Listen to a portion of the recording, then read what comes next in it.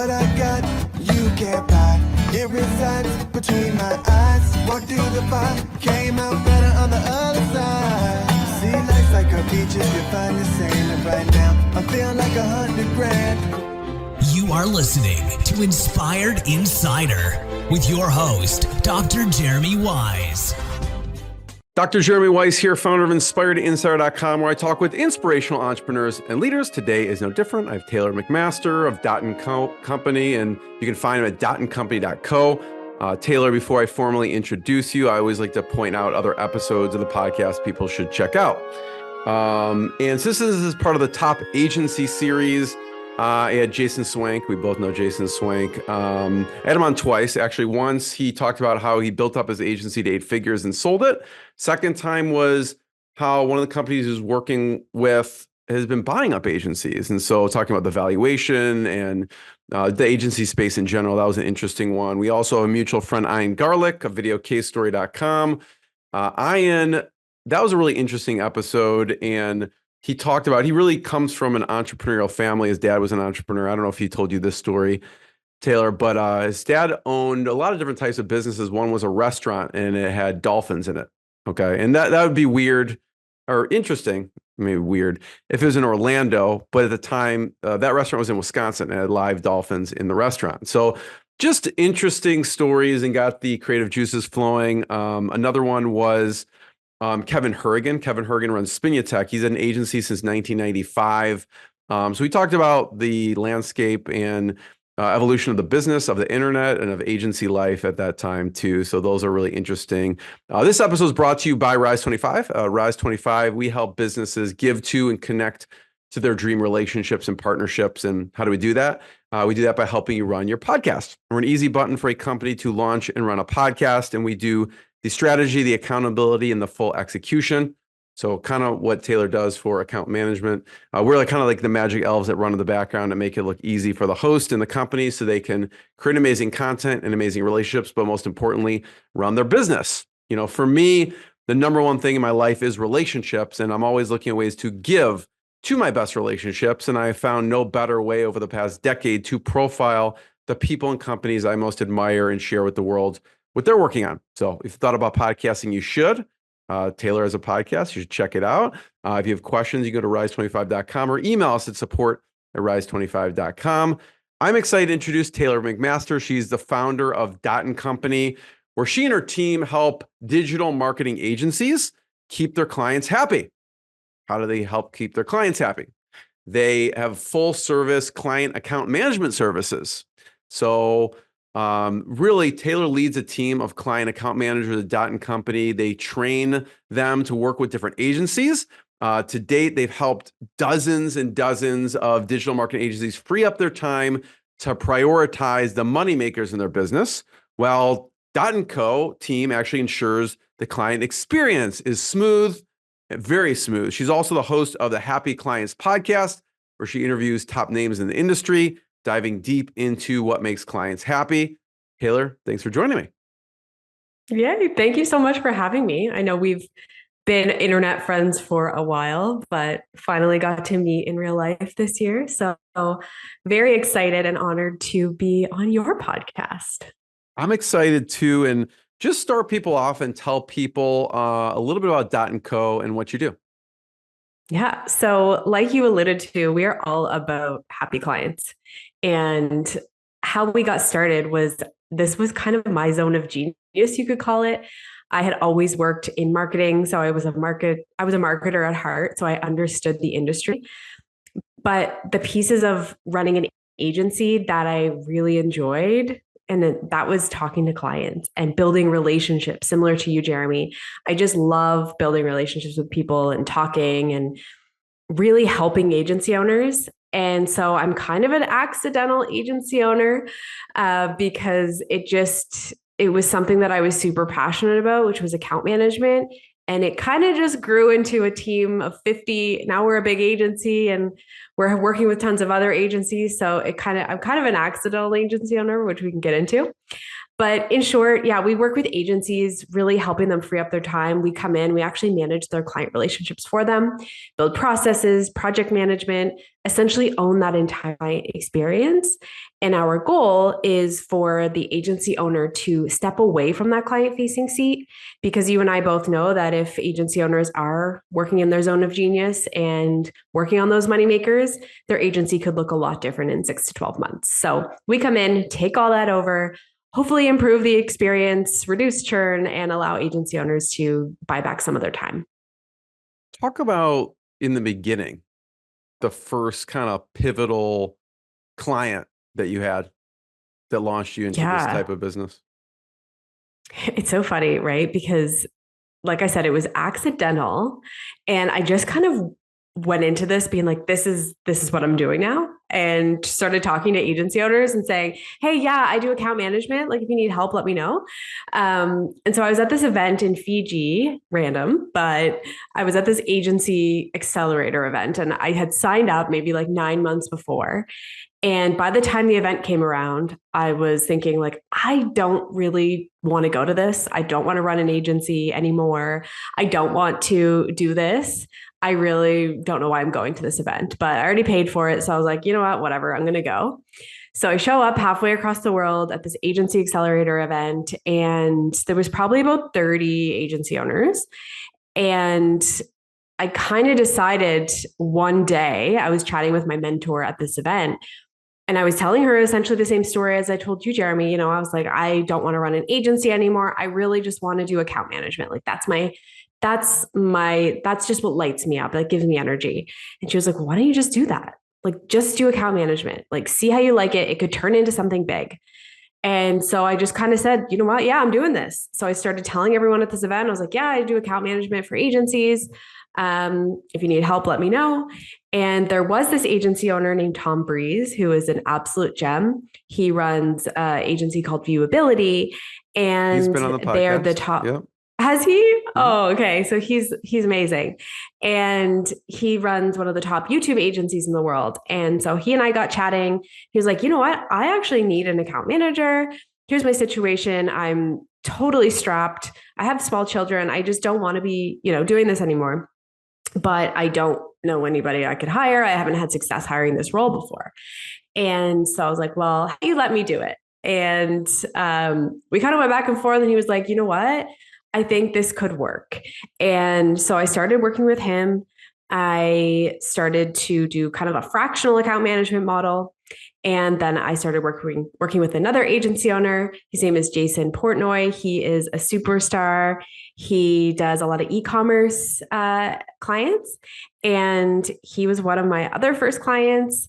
And so I started working in multiple agencies at the same time in like a fractional basis. And it just kind of took off. Like all these people started talking, and when they needed an account manager, they were reaching out. And at that point, when you're talking about the pivot, this is when I had to really think, okay, I can just do this myself. I'm very fulfilled. I love working in these agencies. I'm having a lot of fun. Or do I grow this into a team, right? Like, do I take this and replicate myself? Do I build this into what I think is an agency?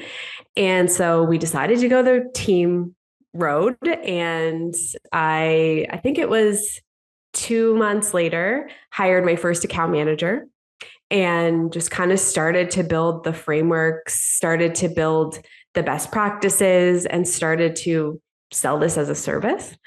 And over the last 5 years, we've kind of we're still doing the same thing. We're still doing outsourced account management. Obviously, we've gotten a lot better and better and better at our processes and how we work in agencies. But to this day, we're still offering the same premium service. And we've been able to cultivate a team of people who are very similar and love doing what we do. At the event we were at, Taylor, you talked about the hiring process a bit, and you've honed in on that throughout the years. Can you talk about some of the mistakes that people make in the hiring process when hiring account managers specifically? Yeah, I think account managers are a really unique breed. And I'll say that because I am one. But if you think of your agency, you have all these different roles. Maybe it's a media buyer, maybe it's admin, HR, accounting. But the account management function is the only piece of your agency that's like the touchy-feely side of business. It's the relationships, it's the feelings, it's the soft side. And so when you're hiring for this role, you have to take a unique approach. So you're not just looking for somebody who can do the job on paper or who is qualified. You need to make sure that this person hits every box, or else it doesn't work out. And I can confidently tell you that. They have to have the years of experience in digital marketing, or else it's going to take you years to actually train that person, because industry experience is so important. They have to have really strong written communication skills. And that's not something that I'm confident in teaching somebody from the ground up. Like if you don't come fully loaded and ready to roll in that area, it's really tricky to train. They have to have really great verbal communication skills and on-camera communication skills. That professionalism they have to really exude. And then they have to have this personality. They have to be equal parts friendly and bubbly, but serious and forward. Because our role is not just, we're not order takers. We have to have an element of strategic representation for both the client and the agency. We have to de-escalate situations that sometimes are really tricky. We have to deal with happy clients and we have to deal with angry clients. And so this person has to be a really unique person. And I think it should be a really slow hiring process. So personally, we hire exclusively account managers. So we've gotten really good at figuring out who's a good fit and not. And we use something called the DOT vibes, which you could use within your agency. But essentially, it's this feeling that you get when chatting with someone. And it's really hard to articulate, but it's not just all the qualifications that they have, but it's a feeling. And so that can be kind of tricky to train somebody how to hire for. But I would say the one piece of advice I would give if you're hiring for an account manager is to really take your time, have multiple people within your agency interview this person, and trust your gut. If you don't feel like it's if your gut says no, it's a no, and be very confident in that. That's really helpful, Taylor. Actually, for this, I was watching, you did a great interview with Qasim Islam and Ralph Burns on the Perpetual Traffic podcast. And after hearing all of that, Qasim said, so you're looking for, how do you hire unicorns, right? Yeah. And that's basically what you're doing, because it's not easy to find this. Can you give me, do you remember a time, because you said, if one of these is not checked off, you're going to pay, essentially, where maybe everything was checked except for one thing, and you went with it anyways before you knew better? Yeah, a lot of times, unfortunately, in the early days. There was the one that comes to mind. This individual on paper checked all the boxes, had the experience, had the personality, communication skills, verbal communication skills.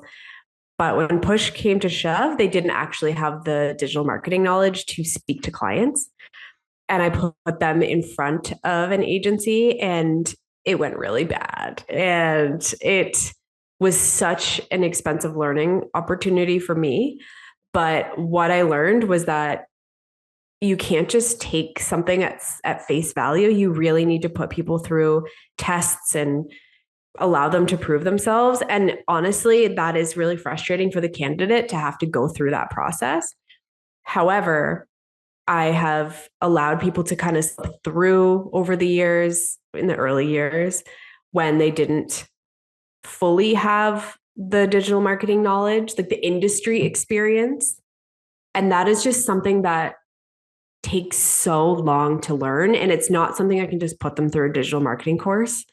It's years in the industry. And so now I've realized, like, if they don't have that base knowledge and competence, it's not something that I'm able to train. Unfortunately, like, I really wish I could train someone from the ground up, but at the level that we're operating, we just simply can't. And I think that was a hard lesson to learn because I really wanted to be able to teach somebody from the ground up, but it's not easy and it's really expensive.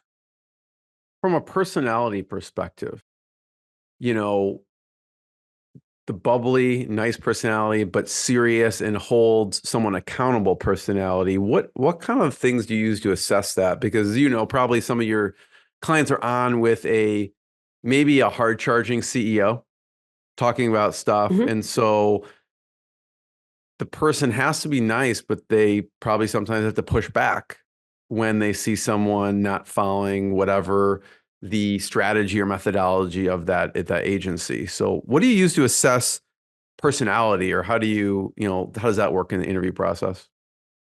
Yeah, we use like a bunch of different techniques, I guess. Like we're looking for little elements throughout the entire process. So it's not just like 3 questions you can ask. It's thread throughout the entire process, down to how quickly are you responding to us? How are you dealing with the difficult situations that we throw at you?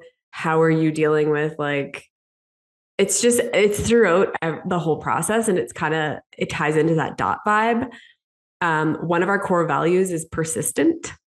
And so that is something that we're looking for, how a big piece of our role is quick to respond, professional, fully thought through, articulate, all of these things that our process allows for us to see through, the initial application to sending in videos of yourself, telling us why you'd be a great fit, through our training process, doing assessments on interview 1, on interview 2, we're looking for those things. So it's kind of one of these things that you have to push people and to see how far they push back. And that's just something you have to kind of thread throughout your process. I know you have a hiring checklist somewhere on your website. I don't know if you want to point people to that. Where can they find that? Yeah, we do have a hiring checklist. We have a client onboarding checklist that you can grab, but we have a hiring checklist. I can drop you the link. It's more or less just an understanding of what this role really should look like, what you need to make sure you have in place before you hire somebody. Something that I talked about at the Elevate event, Jason's event that you and I were recently at, was actually the cost to hire somebody. And I think most people don't realize how expensive an account manager costs to hire. So when you're thinking about this hiring checklist, also think about the cost. Like we spend around $10,000 to hire one account manager. And so if you're thinking about hiring, you do really need to think about that cost as well.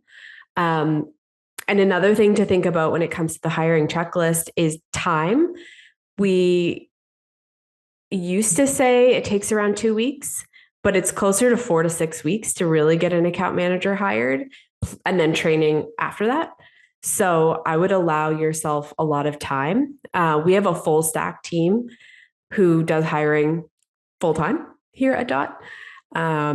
Because this role, like you said, is a unicorn role, it takes a lot more time than I wish it did. So as you're kind of preparing a checklist for your own agency, just consider the time that it really takes to find these people. So Taylor, we go from hiring. Now someone or you bring them on. What are some key elements of the training that maybe before, again, you didn't realize how important some of them were early on, and now you know how important some of these pieces are from the training perspective? Yeah. So the biggest thing that we see is the person should be 80% there by the time they start working in your agency. They should understand marketing. They should check all those boxes, right? The other 20% needs to be best practices. So how do you want them to do account management within your agency? So when we start working with an agency, we really look at the holistic agency structure. So we go through our 4-pillar framework to really understand what's working well and where are the gaps. And then those are the things we need to hit first. But when it comes to training the account manager, those account managers need to learn how to go into an agency and identify what's working and what's not working, right? Because oftentimes we'll go into an agency and we're expected just to kind of fall to the systems that they have and fall to the expectations that the agency owner might set out. However, they're hiring us because we are the experts. So it's being able to step into an agency, look at what's going on and say, okay, that's cool that this is how it's been working, but here's our recommendation on how we should change this. And really being able to come fully loaded into an agency and make an impact quickly. So that's what we're training them on. It's kind of like the best practices of what we do at DOT, how we've identified things that work and don't work across agencies, and they need to kind of learn how they can arm themselves to kind of go have those conversations. What's you referred to the 4-pillar framework. Yeah. What's that? So we look at 4 key pieces of account management. It is agency structure. So in that pillar, we're looking at essentially how the nuts and bolts of the agency go together, communication, who goes to for what, who's responsible for what are everyone's KPIs, how are we tracking things, that kind of thing, kind of the setup. Then we're looking at onboarding. So to me, onboarding is the most important piece because this is when your client expects to get something, right? You've sold them. This is the point where they actually want to receive something for what they've invested in. So the whole onboarding process is really crucial. So we want to really understand, how are you currently onboarding agencies and how can we improve that process? The next pillar is project management. So a key piece of our role is managing the projects, ensuring that everything is running smoothly and nothing is falling through the cracks. And we are responsible at the end of the day for that client relationship. So we want to make sure that that is really buttoned up and that we're owning that process. And oftentimes, we might work with an agency where they use an Excel spreadsheet, and then we might work with an agency where they are fully built out and ClickUp. So we just want to understand that whole process. And the last is client retention. So we want to understand where are the holes, how do we fix them? How do we improve churn, reduce churn, and optimize the whole client experience? So in a nutshell, those 4 key components allow us to really understand what's going on in the agency and how we can kind of make some improvements. And that's kind of where we start. I love that. Yeah. I'm going to start in reverse for a second from the client retention piece, because we were talking about before we hit record about reducing churn and what are some things that you've seen that help reduce client churn. Yeah. Client churn is a huge topic, obviously, because if you have a leaky bucket, you can't scale your agency. A huge piece of the account management function within an agency should be responsible for churn. A lot of times, clients may leave because of the results. And as much as I would love to say, well, that's the fulfillment team's fault, at the end of the day, we're responsible for the client experience. So we need to kind of own that and improve that in future. But a lot of times it's misalignment in terms of expectations. It's the client doesn't feel heard. They don't feel like you understand their business. And a lot of that comes back to proper proactive communication, really spending time with that client, sitting down and really understanding what means success to that client. And so those are some of the key things that I would look for in an agency who is struggling with churn. Is how much time are you spending with your clients, and what does that time look like, and what are you doing with them? In terms of reducing churn, it's this whole user experience that we want to look at, everything from client onboarding to offboarding and everything in between. But there's some elements that happen throughout the client journey that can allow you to really step up and get ahead of churn. So things like setting quarterly strategy calls with your clients, realigning on what the expectations are quarterly, but then kind of working back from that. Is it a monthly touch base? What are your weekly communications? What are your daily communications looking like? And ensuring that your team is providing the client with the handhold that they actually need. Because my thought process is, I don't know what you think, Jeremy, but as days go on while you're not communicating with your clients, they think you're doing nothing for them. And if you're not proactively communicating your value, then over time, the value diminishes and then they leave.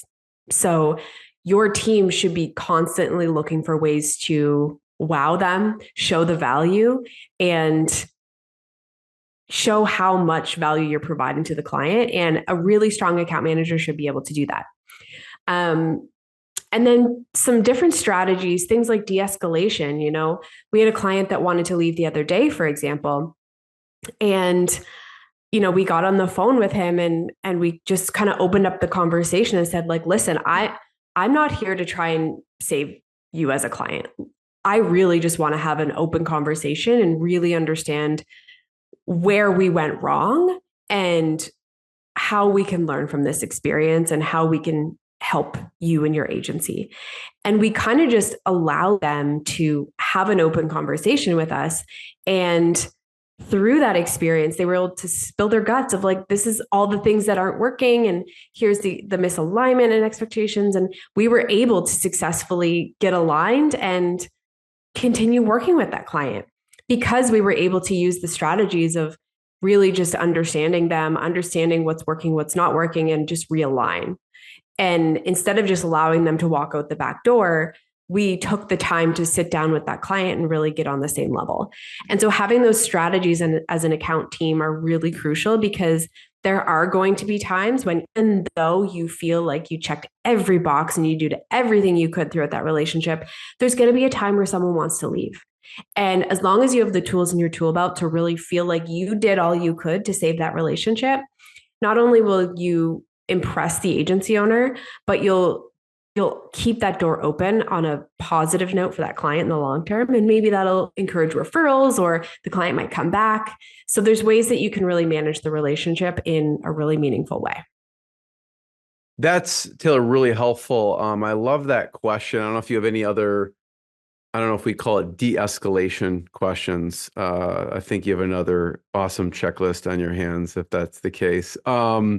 But I love, where do we go wrong as a question. Are there any other questions that you or the team uses, for your clients while you're working on their behalf from like a de-escalation perspective? That's a good question. Something that we use proactively is the one thing initiative. I don't know if we made this up or if it's like a thing in the industry, but something that we use is called the one thing initiative. And we'll just instead of giving our clients, these big surveys, well, this is a really easy thing you could do. You can have your account manager reach out to your clients frequently and say, what's one thing we're doing well? What's one thing we could do better? And what's one thing you want to see more of from us? It's a really easy way to get a gut check on how you're doing, what you could be doing better. It's not a huge lift for the client and it's just quick and easy, right? And if you have a really good relationship with your clients, they'll feel comfortable providing great feedback. It's easy and it allows you to really stay on top of things. Another thing that I recommend for account managers to have is a client dashboard that you use high level. You should know where your clients are at all times. You should know if they're happy, if they're at risk, if they're, green, yellow, red, and you should be able to back that up with something because as an agency owner, I want to be able to high level see where all my clients are at. So if you can kind of provide, high level for your agency owner, the health of the business, the health of the client roster, that is just the cherry on top. You mentioned one of the pillars is the onboarding. And I know you also have a checklist for client onboarding. So we can point people to there. I'm not sure, they can obviously go to .andcompany.co.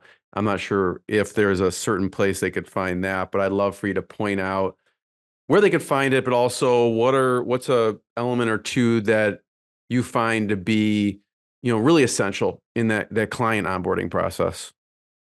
Yeah. So you can go to .andcompany.co/checklist. This is a client onboarding checklist that we have given to agencies for, I think, 4 or 5 years now. And what I'll say about a checklist is great. It is a tool that you can use. But what I would say is it's not really about the tools and the processes. It's more about having the right person take the client through the journey. And the biggest mistake we see across most agencies is the sales team handover to account management and the expectations that are set in the sales process being handed over to the account manager. And there's oftentimes issues. So what I would say is the checklist is awesome. Have that in your process, in your project management software. However, you want to make sure that your account manager is responsible and taking the ownership for the entire client experience. And you want the account manager to be able to work with the sales team to bring that client through to have that really amazing experience for your clients. So I would say the checklist is like the tip of the mountain, but having the account strategy is everything underneath the water, the tip of the iceberg, I should say. And having the account manager is the whole package. So Taylor, I'm sure you've seen this many times, and you've probably worked with agencies and probably gave them some tips on this, but what mistakes have you seen with the handoff from the sales to the account team? It's expectation setting. It's always expectations. The sales team has a goal of getting the client to sign the agreement, and then that's it. And a really strong salesperson sees the long-term vision of the agency. They see the whole process. But sometimes you have salespeople who don't. And I think where the gap often happens is between sales and fulfillment. And account management obviously kind of oversees that whole process. But if the sales team understands the whole vision of the client experience, they can better speak to expectations with the client. So for example, we work with a fractional sales director, Corey. He owns Sales Haven. Absolutely amazing, totally crushing it. But what I love about him and his team is they understand the whole journey. They want to understand why clients are leaving on the other end. What is happening? Like they want to understand the full experience so that they can backtrack and really set expectations on the front end. And that is what I think a really strong sales team should be able to do. But at the end of the day, the account manager is responsible for ensuring that the expectations are aligned from the get-go. So oftentimes we encourage our account managers that if there are issues in that handoff, they feed those back to the sales team to ensure that it doesn't happen in the future. But I'd say that's a huge gap that I see across most agencies. Taylor, we're also talking about leveraging specialists, right? You obviously have a specific specialty in what you do. And I'd love to talk about leveraging specialists, agencies, and we work with a lot of agencies and we have a lot of agency partners as well, and we refer out versus in-house, right? Because someone's like thinking, no matter what type of agency, a company is thinking, well, I can leverage their specialty as an agency, or I can try and do this in-house. So speak to that for a second. Yeah. It's an interesting concept because I think in today's age, we have access to so many more specialists than we ever had. And, we leverage specialists. Like I said, we work with fractional sales directors because I don't have the time or expertise to go train somebody to do this role, nor do I want to. And it's going to cost my business a lot more money. And on the flip side, for example, our team, agencies come to us because not only do they have an account manager and a project manager being placed in their agency, but they don't have to manage that person. We take care of the management of the account managers and the hiring and the training, which, as I said, costs a lot of money. So I think where we see agencies scale the fastest and see the most success, not only on the growth side, but on their margins, is when they leverage specialists rather than taking on the full-time hire and having to do all of that management and training themselves. I think if there's areas that you can outsource, it totally makes sense. Like even if you're a small or a big agency, you have to think about the trade-off of hiring somebody and training them and managing them yourself.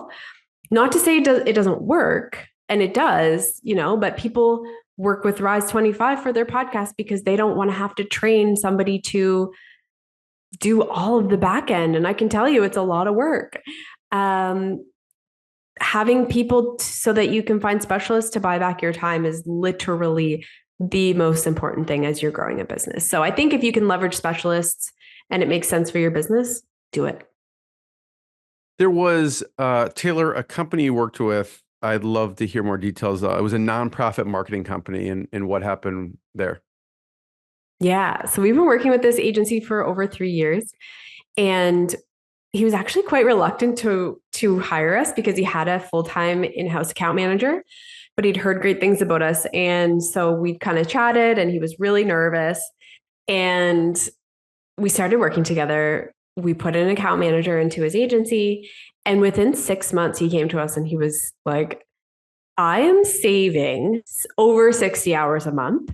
And now I'm able to go take an afternoon off and go smoke cigars in the backyard because that's what he's into. And he was able to just focus on the business instead of in the business. And he came to me and said, I love my team and everything. And, as we go through ups and downs in agency life, the last person that I would get rid of is my account manager with Dot & Co.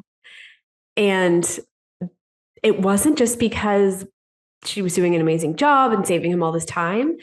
It was also the risk. He didn't have to have full-time staff members. He was able to outsource to a team like us. And it really took the risk off of him and his agency, which was a really great, it was a great win for him. And so those people, those agency owners who are able to leverage specialists and fractional models, I think it just is such a great opportunity.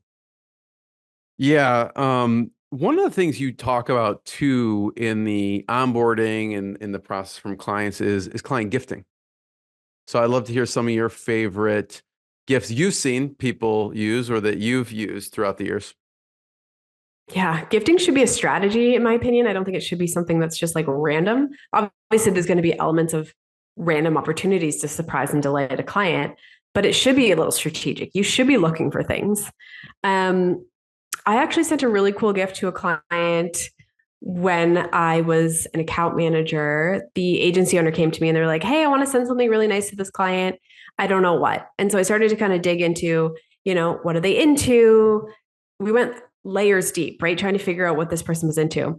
They were really into vintage books, and they were really into baseball. So we sent them this vintage signed book from eBay that I went in the trenches and found and shipped it to their house. And they were floored. They couldn't believe that we A, found it, but B, thought to send them something so unique.